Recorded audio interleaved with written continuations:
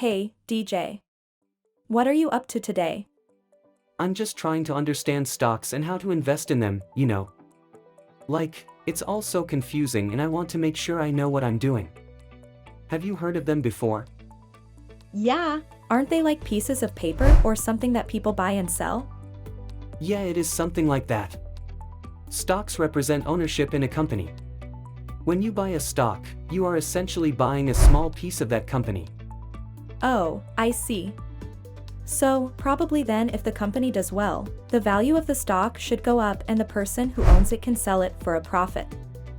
Yeah, pretty much. And if the company doesn't do well, the value of the stock may go down. People who invest in stocks hope to make money by buying stocks that will hopefully increase in value over time. That sounds a bit like a risky way to make money. Yeah, it can be risky, but it can also be a good way to build wealth over the long term. That is why it's important to do your research and carefully consider the risks before investing. Since there are many different types of stocks, it's important to choose the right ones for your investment portfolio. How do people decide which stocks to buy? There are many factors people consider when choosing stocks.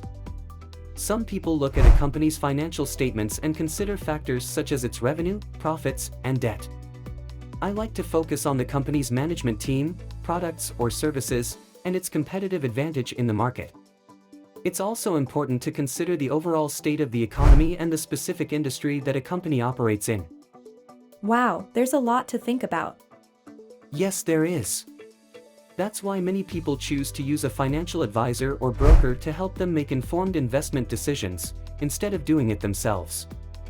I am trying to learn as much as I can about stocks and investing myself. That makes sense. I also definitely want to learn more about investing. Thanks for explaining all of this to me. Sure. I'm always happy to help when it comes to investing and personal finance.